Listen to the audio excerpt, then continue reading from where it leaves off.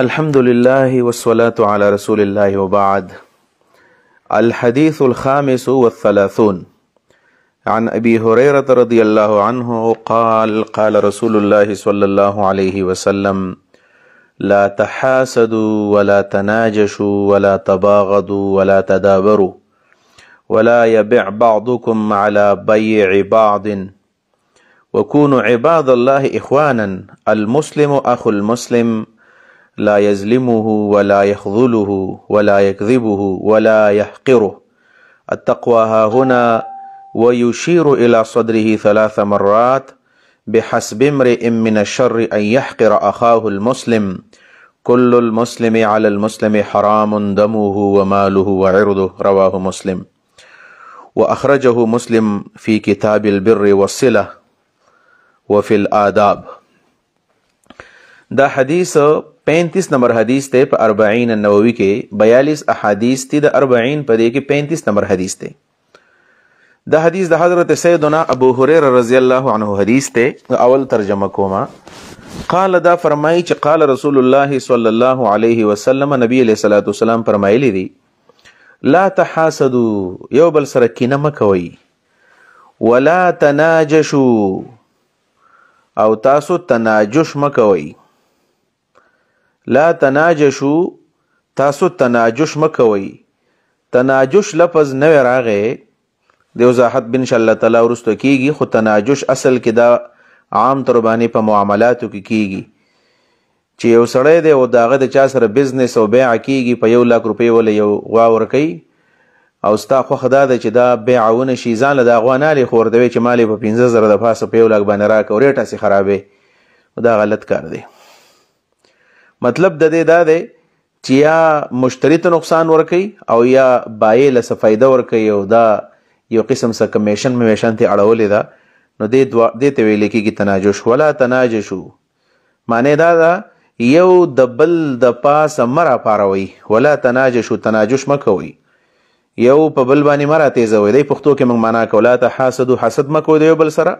ولا تناجشو، یو د بل د خلاف مرا اوچتوي، مرا پاسوي. ولا تباغضو، د یو بل سره بغض مکوي. ولا تباغضو، د یو بل سره بغض مکوي تاسو. او ولا تدابرو، یو بل د شا مر اړوي، یعنی د بل مخالفت بې ځای مکوي. ولا يبع بعضكم على بيع بعض، ولا يبع بعضكم على بيع بعض. بیع د نه کوي بعض استاسو على بيع بعض، د بل چا په بیع باندې. لا يبع، بیع د نه کوي بعضکم بعض پتاسو کې، على بيع بعض، د بعضو په بیع باندې. یعنی یو کس دی واغه د چا سره بیع تقریبا ختمیدون کې ده، او په دې ټایم کې به تر پاسه ورشي او ته چې دا مال را دلې ما ورکوه. وکونو شی، تاسو عباد الله، یا عباد الله، اې د الله بندګانو، اخوان، رونه شي. المسلم و مسلمان، اخو المسلم، د بل مسلمان رور دی.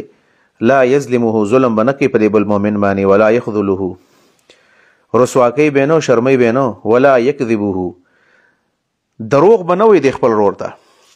ولا یکذبه، او دارنګي دروغ بوته نه وي چې د خپل خبرې خلاف د حقیقت خلاف ورته وي. یو شی نه دی کړی دا وي ما دا کړی دی، یو کار یې کړی دا وي نه مې دی کړی. دروغ مه وایي مسلمان ته. ولا يحقره، او دارنګې حقیر نظر دی نه کوي هغه ته.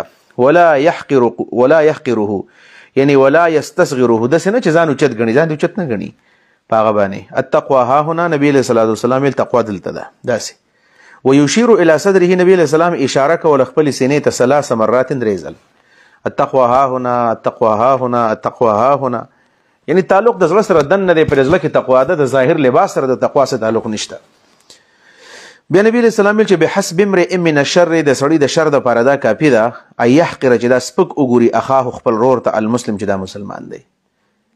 یعنی یو د ټولو نه بیکاره انسان او شری انسان هغه چې مسلمان د سپک ګوري. بس کل المسلم، د هر مسلمان، علی المسلم، په بل مسلمان باندې حرام، حرام دی. څه شي؟ دمه وینه په حرام ده، وماله، مال په حرام دی، وعرض، عزت په حرام دی. د مسلمان د وینې، د مال او د جان او د عزت خیال بساتي. دا حدیث ترجمه شو.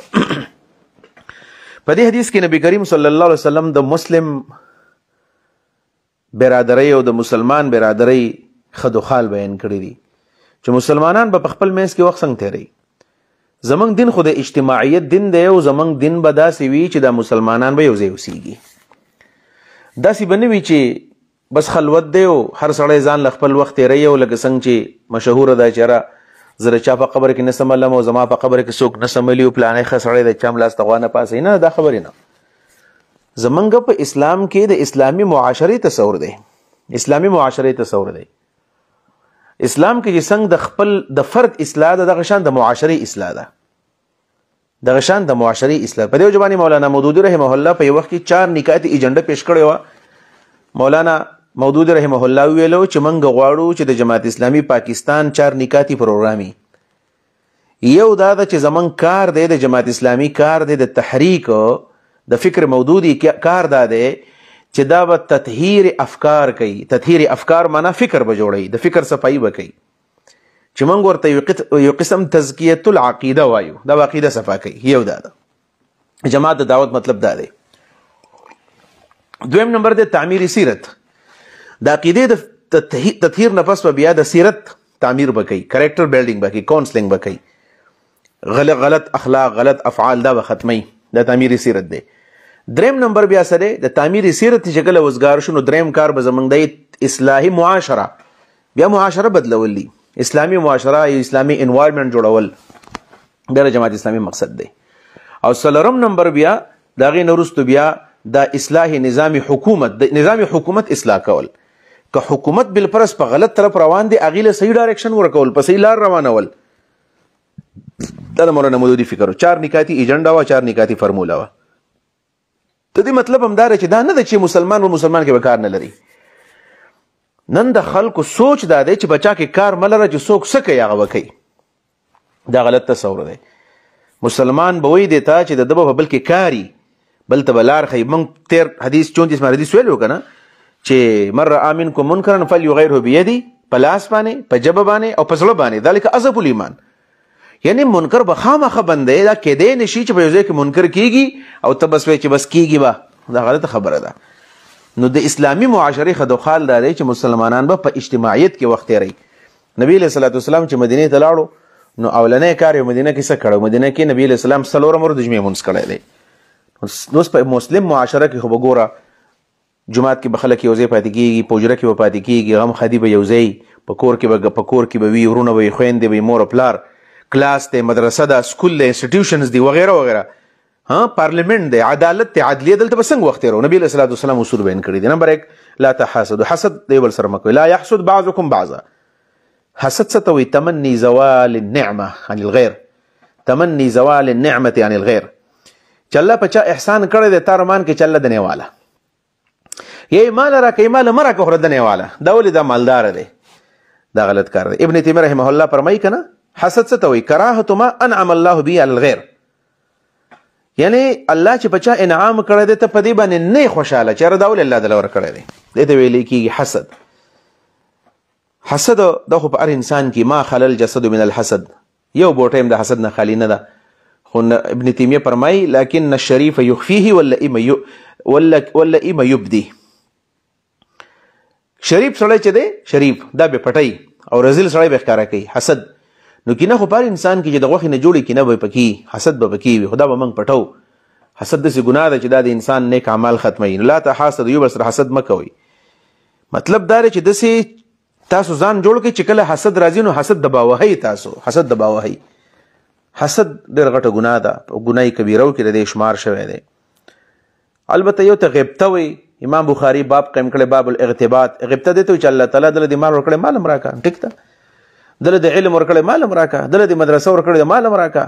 دله د عزت ورکړی مال هم راکړه. نو دا غواړه دا د الله نه غوښتل غواړي. دا غیبته جایز ده. لا حسد الا فی اثنتین حدیث کې راځي په علم کې او په مال کې باقاعده حسد جایز دی. دغه حسد په معنی د غیبته باندې دی. ولا تناجشوا، او تناجش مکوئ تاسو. تناجش دا معنا ده مناجشه فی البیع، چې سړی په ریټ کې اضافه کوي او دی غواړي نه چې وایلی ای یزید فی السلعه وهو لا یرید شراها. ریټ زیاتوي خو غواړي نه. مطلب یې سره لکن یرید الاضرار بالمشتری. دا مطلب دی چې د مشتری له نقصان ورکړي. لکه دا شی یو سړی خرڅوي په چا باندې، به طور مثال ګوړه ده هغه پې خرڅوي په 12,000 روپۍ باندې. دا ورته چې دا خو ډېره مزیداره ګوړه ده، دا خو د 14,000 روپو ده. مطلب دا چې دا مشري پر راتیس کی او د بایله فائدہ ورکی یا دل څه کمیشن ورکي یا نور کوي، خو اسې د مشري سره نه لګي په باندې د شګران خرڅي. نبی علیہ السلام ولا تناجشوا، په بل باندې تاسو ریټ مزیاتوي، ولا تناجشوا، یو په بل مرا پاروي، ولا تباغضوا، یو بسر بغض مکوي، لا تباغضوا، یو بل سره تاسو بغض مکوي. بغضا څه معنا ده؟ یا مطلب دا دی چې د بغض اسباب ملټوي، دا مطلب د بغض اسباب ملټوي تاسو. لا تباغضوا معنا د بغض اسباب ملټوي. او کله چې وي د چا په ځل کې بغض راشي د ورور د لپاره په کار دار چې د هغې د ازالې کوشش وکړي، ځکه بغض خطرناک شی دی. بغض د وجې نه یو حسد دی، د حسد او بغض یو شی دی، خو دا بغض د حسد د پاسه مرتبه ده. حسد خدا دی چې سړی صرف نه خوښوي، او بغض دا چې بیا د انتقام جذبه ذهن کې راځي. نو بغض مه کوي تاسو. ولا تدابروا، یو بل ته شا مه راړوئ. ای یولي بعضکم ظهره عن البعض، چې یو کس د بل نه شا واړي، دې ته ویل کېږي تدابر، یو بل ته شا راړول. یا خدا چې یو بل سره قطع تعلق وکړي، چې یو بل سره تعلق نه ساتي. په کور کې یو بل سره ورانه ده، په ګاونډ کې یو بل سره ورانه ده، ملګرو سره ورانه ده، مطلب دی. او دا معنا ده چې د چا خبره څوک نشي برداشت کولی. څوک رایې ورکوي که دا رایې ټیکه مې خدای خامخا رد کوي، دا هم تدابر دی. میټینګ دی، د مدرسې میټینګ دی، بل څه میټینګ دی، د علاقې میټینګ دی، یو کس ښه صحیح رایې ورکړله، خو په ده باندې بده لګي چې دې سړي دا خبره وکړله، ولې وکړله، اوس بیا خلک مني، نو قصدن دغه رایې رد کوي. دې ته ویلېږي تدابر. دا مه کوئ، ګناه ده. ولا تدابروا، یو بل سره شا مه راړوئ. او پنځم نمبر نبی علیہ السلام بل خبر وکړله، ولا یبیع بعضکم علی بیع بعض، یو کس بیع مه کوئ په بیع د بل باندې. ولا یبیع بعضکم، بیع دې نه کوي په تاسو کې یو کس علی بیع بعض، د بل کس په بیع باندې. یو کس د چا سره غوا د خرڅول دی، ګاډې خرڅول دی، کور دی، ځمکه ده، نو چې کله یو کس اخلي یو کس یې اخلي، نو په دې ټایم کې بل کس به د پاسه مه ورځئ، که هغوی ته انکار وکړو یا یې واغستله جوست ټیک ته.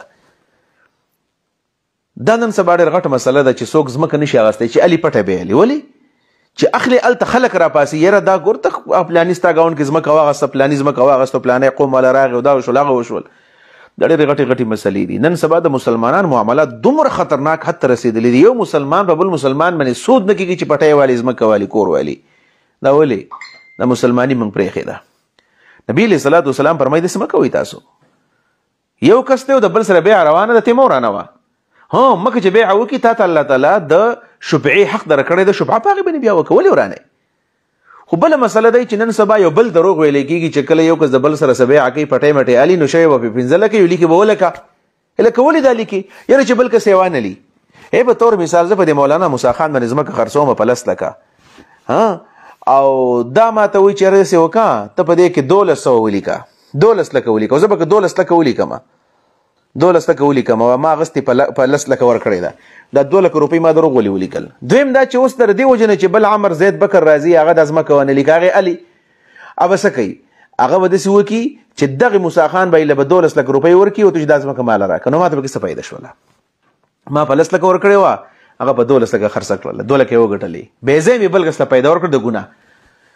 مسلې هلته هر طرف ته مسایل دي.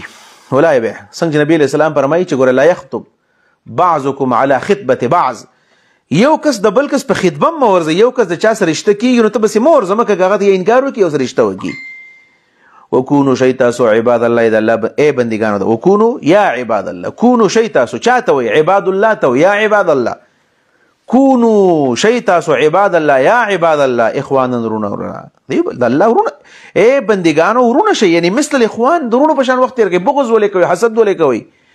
بیا نبی علیہ السلام فرمایي تاسو پته نشته المسلم اخو المسلم، مسلمان د بل مسلمان ورور دی. انما المؤمنون اخوة، مسلمان د مسلمان ورور دی.